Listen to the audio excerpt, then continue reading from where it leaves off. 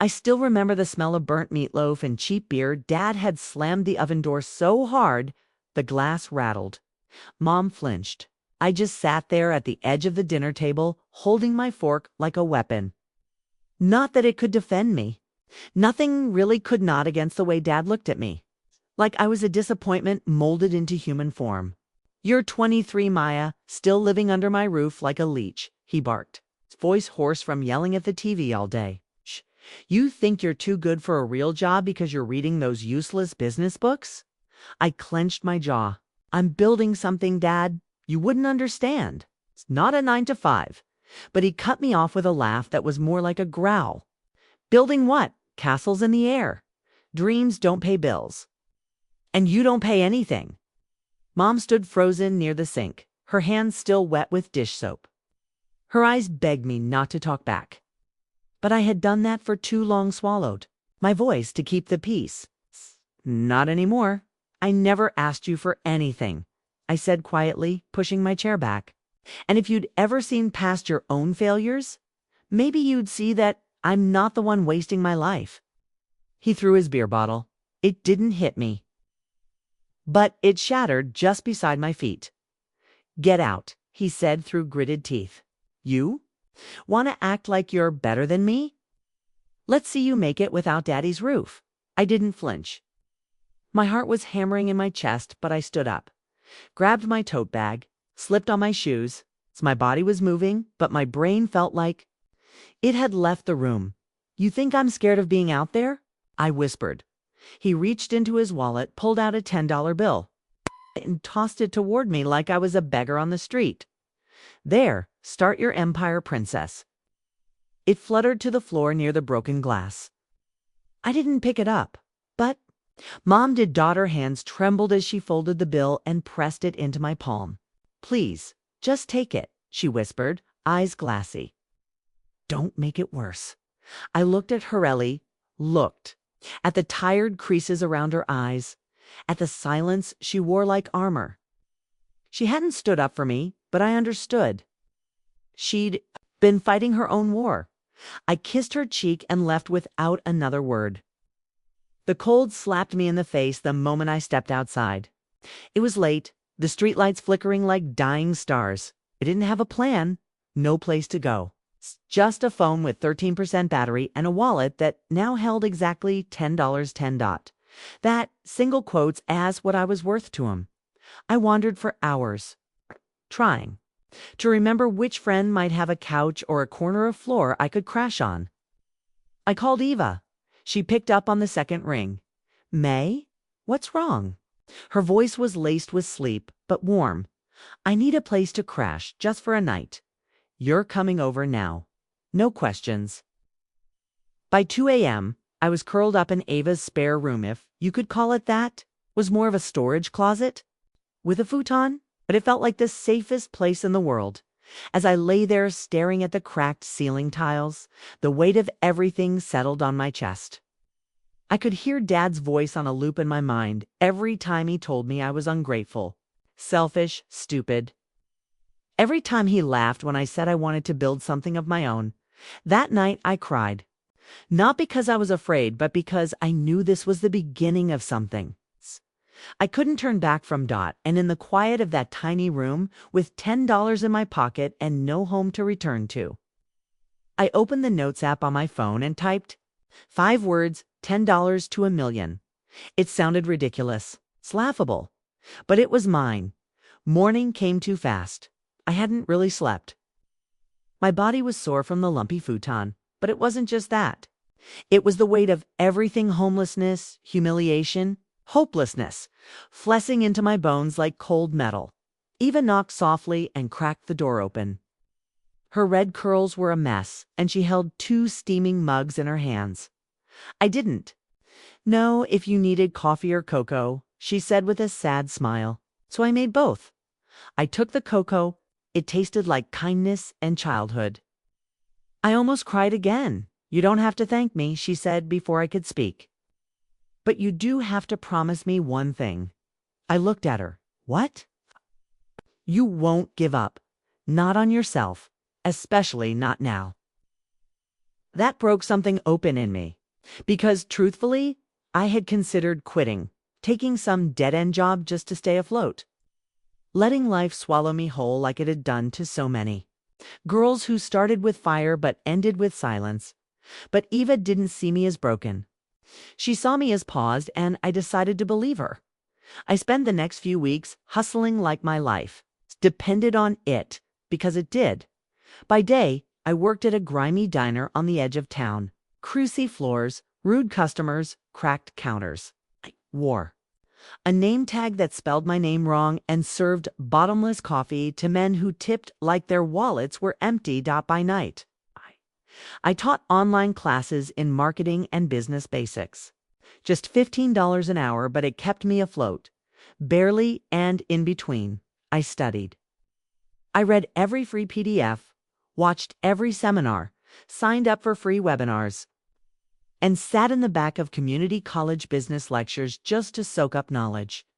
I didn't just want to survive.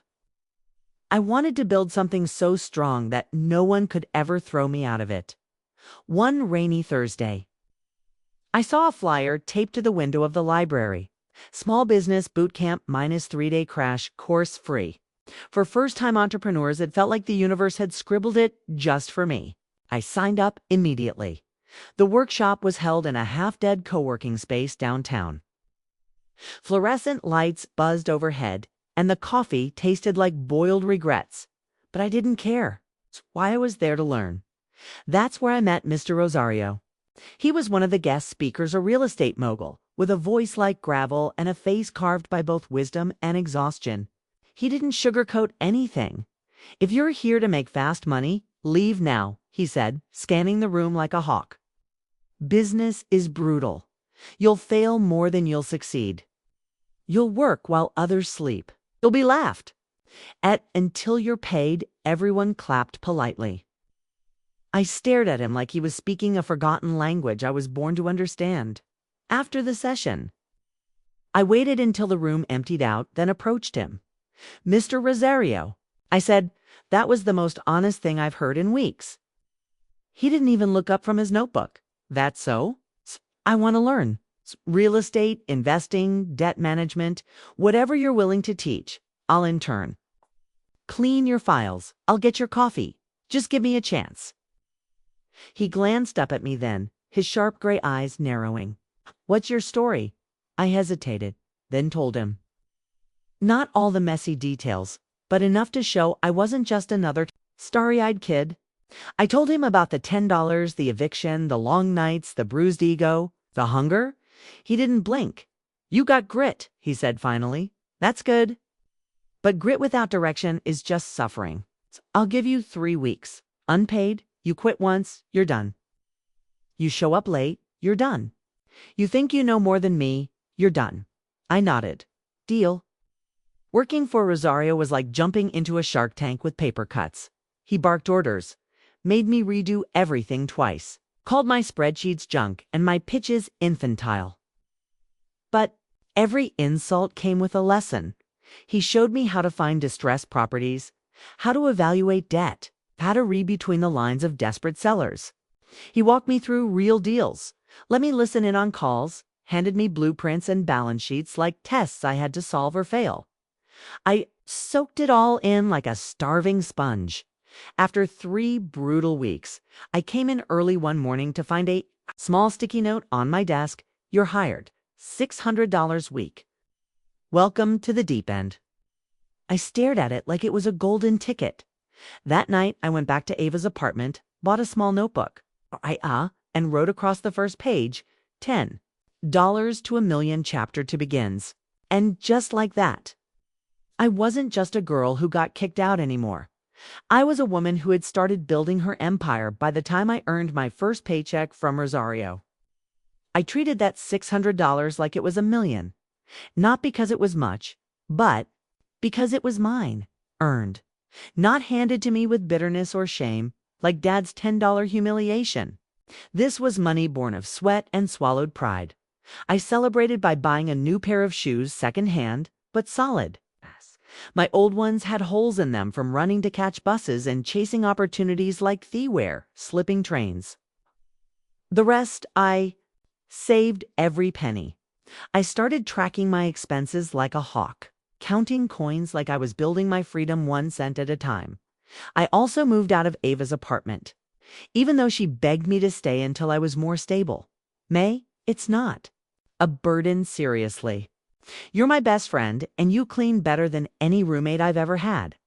I know, I said, hugging her tight. But I need to do this on my own. I need to know I can. She didn't argue. She just cried a little and slipped an emergency 20 into my tote. I found it later and laughed through the tears. I rented a tiny studio apartment on the East End. It was more like a glorified closet with peeling wallpaper and a heater that made weird growling noises at night. But it had a lock on the door and a little window that caught the sunrise just right. That was enough. At Rosario & Co., I started picking up more responsibilities, cold calling property owners, researching foreclosures, scanning legal documents for fine print. I was learning the game move by move, brick by brick. But I didn't just want to learn it. I wanted to master it. One day, Rosario handed me a thick folder. New listing, foreclosure, duplex on Elmont Street. Old owner skipped out on mortgage payments for 2 years. Banks desperate to unload it. I opened the file. The pictures showed a rundown property with broken shutters and overgrown weeds. But beneath the grime, I saw potential. The bones were good. The structure was intact. Why isn't anyone buying it? I asked because it needs repairs and the neighborhood's got a bad rep. Investors want easy wins.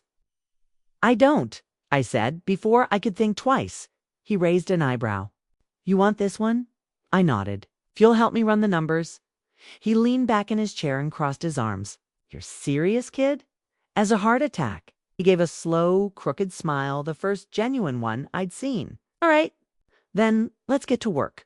We spent the next few days breaking down the deal. Rosario taught me how to estimate repair costs, assess rental income, calculate ARV after repair value. I watched him negotiate with the bank like a chess master. If you're going to build an empire, Maya, he said, you start with ugly bricks. Not the shiny ones. The ugly ones are cheap. Everyone overlooks them. But when you polish them right, they build palaces. We closed the deal for $43,000. I didn't have a dime to invest. But Rosario fronted the money under his name. Let me shadow every decision as if it were my own. You'll earn your cut in sweat equity, he said. And I did. I was on site every day, cleaning, painting, hauling trash, talking to contractors, babysitting plumbers who always showed up late. I even learned how to tile a kitchen floor off YouTube and some angry Reddit threads. I slept for hours a night. My hands were always covered in dust or paint. My bank account hovered near zero, but I was alive in a way I had never been before. After 2 months, the duplex looked brand new. We staged it, listed it, and had tenants lined up within the week. When Rosario handed me a check for $5,000, I cut after profit. I stared at it like it was a sacred scroll. This is real, I whispered, taut. He chuckled. Paper's real. The question is, are you? I guess I am now. You did good, kid, he said. Time to start hunting your next one. That night, I sat in my studio apartment, surrounded by paint-stained clothes and blueprints taped to the walls like battle plans. I pulled out my notebook and wrote, $10 to $1 million, brick 1 laid. But something kept buzzing in the back of my mind. A name, a memory, a loose thread I hadn't tugged on in months, Dad. He hadn't called. Not once, not even to gloat. And I hadn't called him either. Some part of me had wanted to prove myself without ever needing to face him again. But tonight, something was different. On a whim, I opened my laptop and pulled up the public debt registry. It was a trick Rosario had taught me how to search. 4 liens, back taxes, foreclosures, just for fun. I typed in my father's name. I didn't expect anything, but there it was. Outstanding debt. $47,500, lien holder, Marwood Credit Union. Status default, I blinked. Then read it again. Dad's house, the house he kicked me out of, was leveraged up to its cracked foundation. He had borrowed against it and failed to pay. Backed a loan. The bank was close to reclaiming it. I sat there frozen, not with joy, not even anger. Just silence. So many nights I'd wished for karma, for some universal reckoning.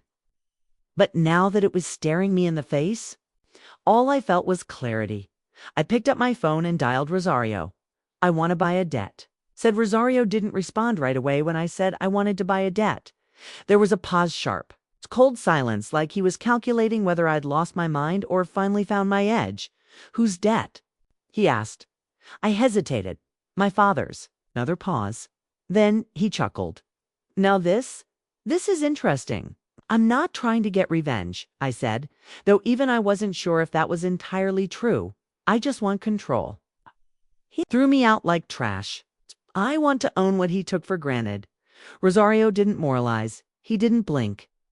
He just said, send me the lien details. The next morning, I walked into the office early. Earlier than usual. I barely slept high, had spent all night reviewing the loan records, reading up on Marwood Credit Union, and cross-referencing foreclosure timelines. Rosario had already pulled the numbers. Your old man's been in default for almost 9 months, he said, sliding a file toward me. The bank's not eager to foreclose. They hate that drama. They'd much rather get something off the books quietly. How much? $28,000 to settle, he said. If you come in as a private buyer, they'll take it, and fast. $28,000. It might as well have been $28 million. I didn't have it. But Rosario leaned back in his chair, eyes twinkling. You don't need to front it. I will, but I'm not giving you charity. You'll repay it with interest. 5%, 6-month term. You mess up, I take over. I won't. Mess up, I said. He nodded. Then let's ruin a man's pride in style. The debt transfer took 10 days. Just 10 days and a few notarized papers, and suddenly owned my father's home loan. Not the house.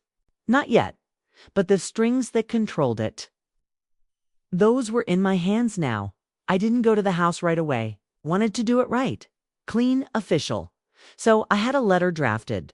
Not by me, but by a lawyer friend. Rosario knew a woman named Marta, who knew how to make kindness sound like consequence. To the resident of 44 Barrow Lane, this is to inform you that the lien on your property has been purchased by a new holder. All future payments, including arrears, will be collected by said party or their legal representatives. Failure to comply within 30 days will result in eviction proceedings. ... Blunt. Legal, I sent it certified mail. 3 days later, he called me. Blocked number. I picked it up anyway. May's voice cracked over the line like a radio from the past. I got a letter. I waited. I don't understand, he said. Is this a joke? Why is your name on this thing? It's not a joke. You bought my debt? Yes. You're blackmailing me now? Is that it? No, I said calmly. Blackmail implies you still have power. You don't. I'm just collecting what's mine. The silence that followed was delicious. It's terrifying, empowering. You think you can do this to your own father? He finally spat. I laughed. Laughed. You mean like how you threw your own daughter out with $10? I didn't ask for this. I sure as hell earned it. He hung up.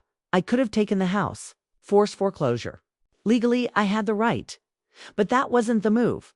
I wanted him to live in the house, knowing I owned his air, his walls, his nights.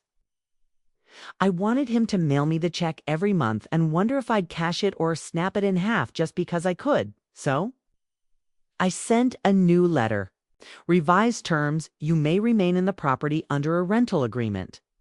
Monthly rent due, $1,200. First payment due in 10 days. I even gave him a grace period. A month passed, he paid. Eva found out before I could tell her we were having dinner, cheap takeout, and warm wine, and she looked up from her phone with wide eyes. May, tell me this isn't real. She shoved the screen in my face. A tweet from someone in town. Word is the Martinez girl now owns her dad's house. Legend. Absolute legend. I groaned. I didn't want it to get out. Are you kidding? This is cinema. You're a walking movie. I smiled, but there was a storm in my stomach. It's not about revenge. You sure? I don't know, I admitted. At first, maybe. But now, it's about power, choice. I lived so long with none. Now I'm making my own story. One evening, I drove past the house. I hadn't been back since the day he slammed the door in my face. It looked smaller now, sadder, as if it knew it no longer belonged to him. He stepped out onto the porch as I idled in my car. He saw me. We locked eyes. For a moment, I thought he'd look angry or ashamed, or even smug, but all I saw was confusion. Not about the situation, but about me, about how I'd become someone he didn't recognize anymore. I rolled down the window, just enough to say one thing: you never taught me how to build. So I taught myself, and now you pay to live in the empire I'm building. I drove off that night. I added another line in my notebook. $10 to a million brick to set. The empire was growing, and this time I wasn't just surviving, I was ruling. I thought once I bought the debt and made my father pay rent, that would be the peak. The moment where everything turned in my favor. Like the climax of a movie. Cue the music, roll the credits. But real life doesn't wrap up that easily. Because when you rise especially fast, people notice. And not all of them cheer. Some knock. On your door, others break it down. I was in the middle of reviewing a duplex inspection report when Eva barged into my office, phone in hand. May, do you remember Tony Alvarez? I looked up slowly. Eva, I don't have time for you. Due for this, she said, dropping her phone in front of me. A social media post lit the screen. Tony, a guy I hadn't seen since high school. We were never close. He was one of Dad's drinking buddies. Son's always cocky, always staring too long now.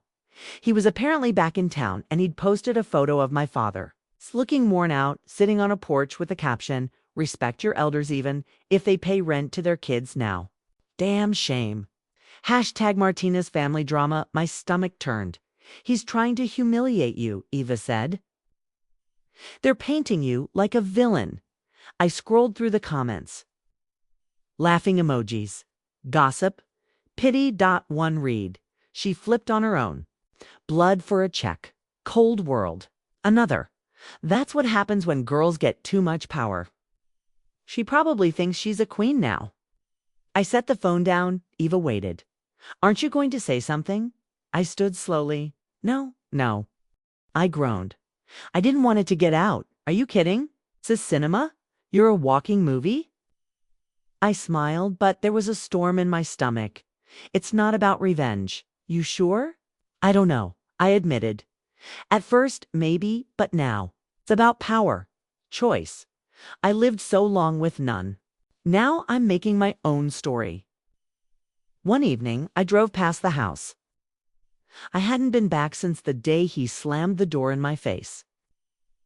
It looked smaller now, sadder, as if it knew it no longer belonged to him. He stepped out onto the porch. As I idled in my car, he saw me. We locked eyes. For a moment, I thought he'd look angry, or ashamed, or even smug. But all I saw was confusion. Not about the situation, but about me. About how I'd become someone he didn't recognize anymore. I rolled down the window just enough to say one thing. You never taught me how to build. So I taught myself, and now you pay to live in the empire I'm building. I drove off that night. I added another line in my notebook. $10 to a million brick to set. The empire was growing, and this time I wasn't just surviving, I was ruling. I thought once I bought the debt and made my father pay rent, that would be the peak. The moment where everything turned in my favor, like the climax of a movie. Cue the music, roll the credits. But real life doesn't wrap up that easily, because when you rise especially fast, people notice. And not all of them cheer. Some knock. On your door. Others break it down. I was in the middle of reviewing a duplex inspection report when Eva barged into my office, phone in hand. May, do you remember Tony Alvarez? I looked up slowly. Eva, I don't have time for you due for this, she said, dropping her phone in front of me. A social media post lit the screen. Tony, a guy I hadn't seen since high school. We were never close. He was one of Dad's drinking buddies. Son's always cocky. Always staring too long now. He was apparently back in town, and he'd posted a photo of my father. Looking worn out, sitting on a porch with a caption, "Respect your elders even if they pay rent to their kids now." Damn shame. Hashtag Martinez family drama. My stomach turned. He's trying to humiliate you, Eva said. They're painting you like a villain. I scrolled through the comments. Laughing emojis. Gossip, pity, one read. She flipped on her own blood for a check. Cold world. Another, that's what happens when girls get too much power. She probably thinks she's a queen now. I set the phone down. Eva waited. Aren't you going to say something? I stood slowly. No. Because my mother was the only one who believed in my ambition before it had a name. Before anyone knew I had claws under all that silence. Rosario met me on site the next day. Warehouse deals are a different beast, he said, surveying the open structure. But I've never seen someone move like you. Smiled. Because I'm not just flipping, I'm planting. He nodded slowly.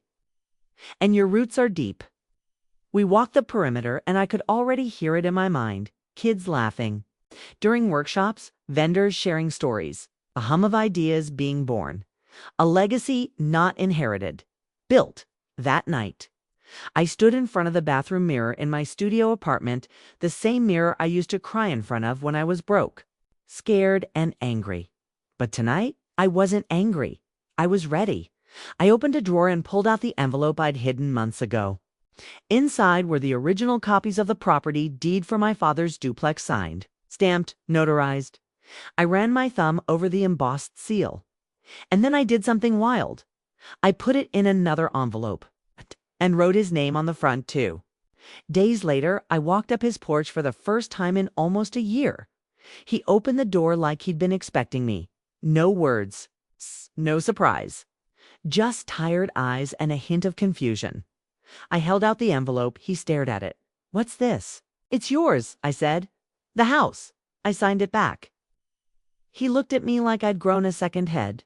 Why would you do that? Because I don't need it to prove I won. He said nothing. I needed to take it once to heal.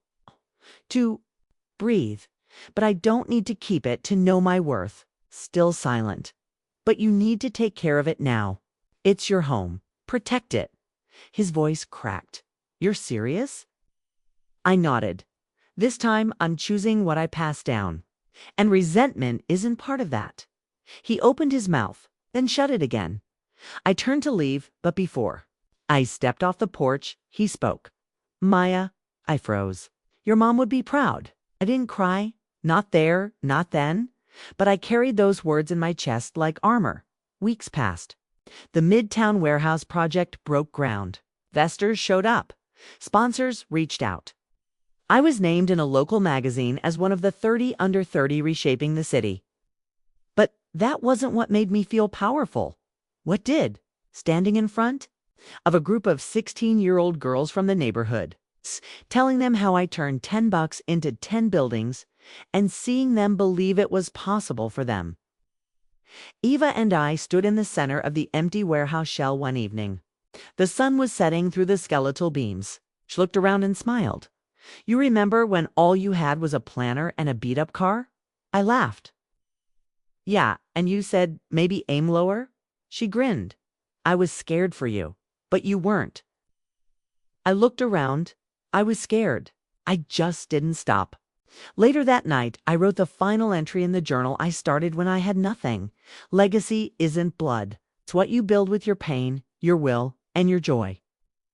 I am my mother's daughter, my own redemption, and the root of something beautiful. I closed the book and tucked it away in my nightstand. No plans to reread it because the next chapter of my life wasn't about proving anyone wrong. It was about showing what happens when you choose healing over hate, creation over control, And that was the real victory. I stood outside the Midtown warehouse with my hand on the glass door, watching the lights shimmer across the polished floors. Inside, laughter bounced off brick walls. Vendors served food, kids ran between booths, and music flowed from the corner stage like electricity. It was happening. My vision was breathing. 6 months ago. This building had been rust and ruined now. It was reborn. The Celia Initiative, named after my mother, was finally open. A space for young entrepreneurs, for women with fire in their eyes and no funding. For teens who didn't want to be saved, they wanted to be seen. Everything I didn't have when I was 16, I built here.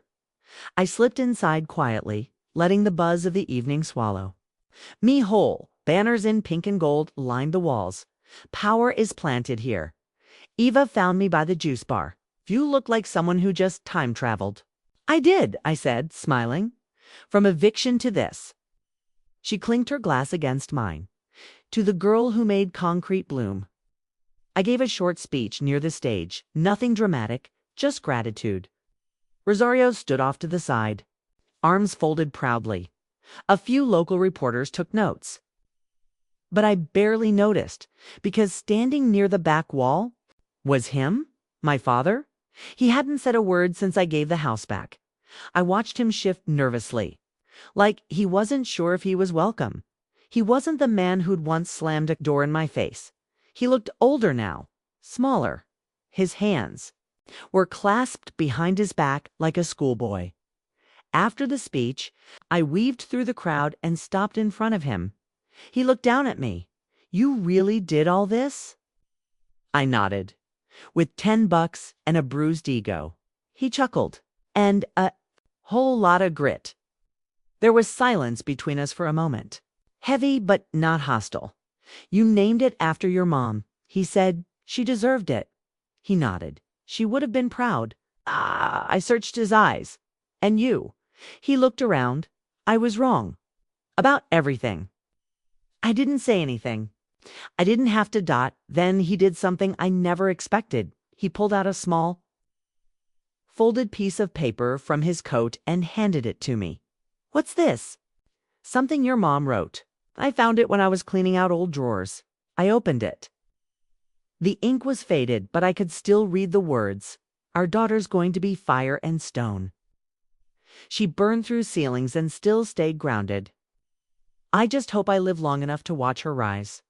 Tears hit me before I could stop them. He reached for my shoulder but paused, unsure.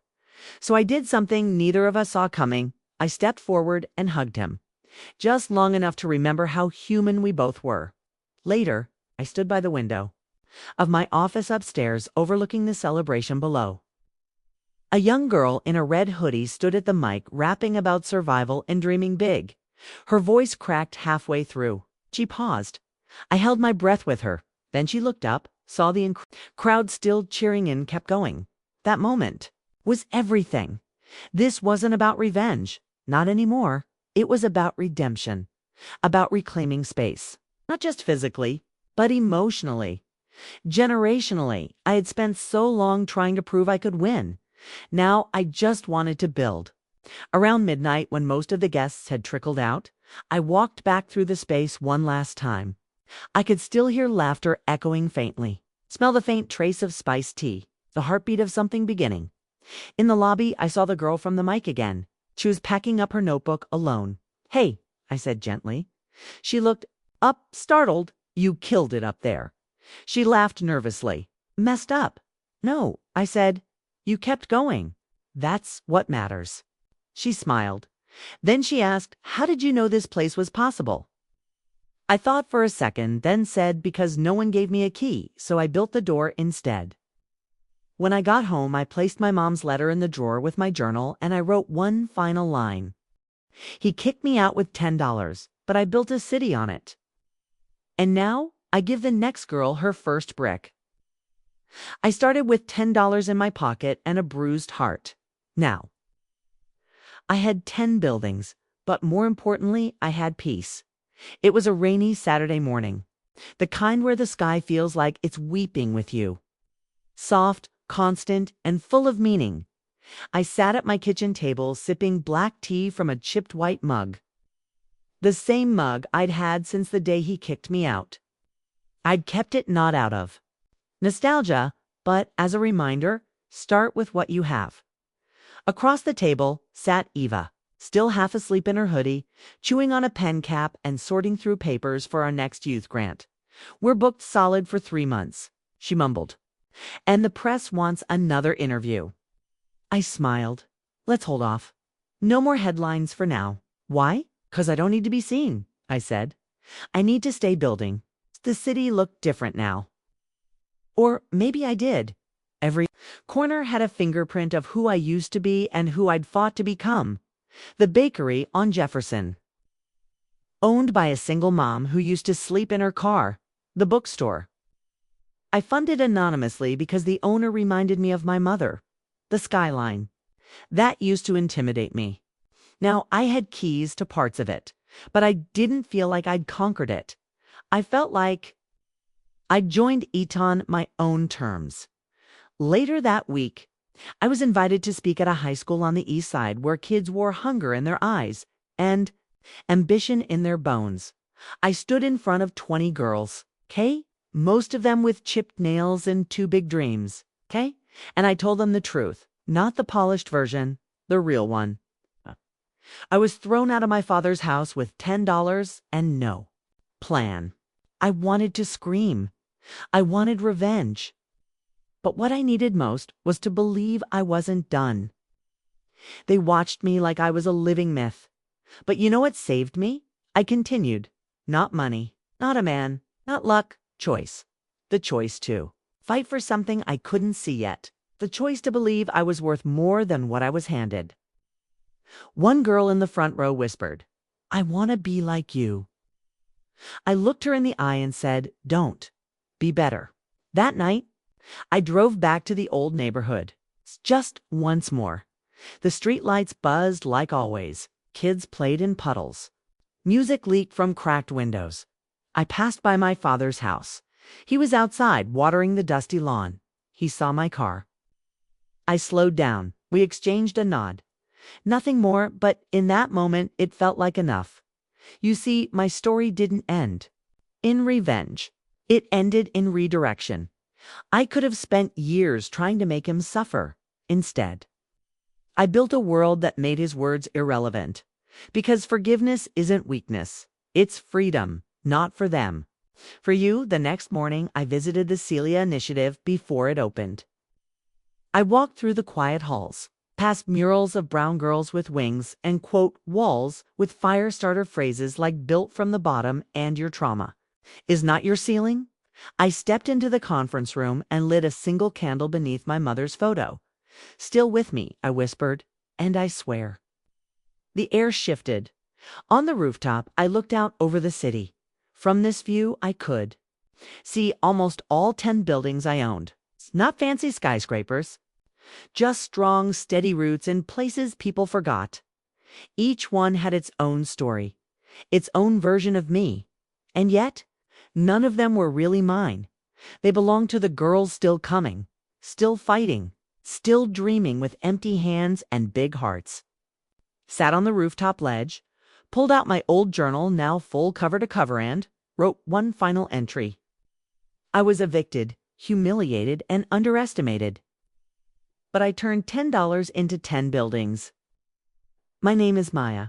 I'm not my father's daughter. I am my mother's legacy. I am my own beginning. And this is where the story really starts.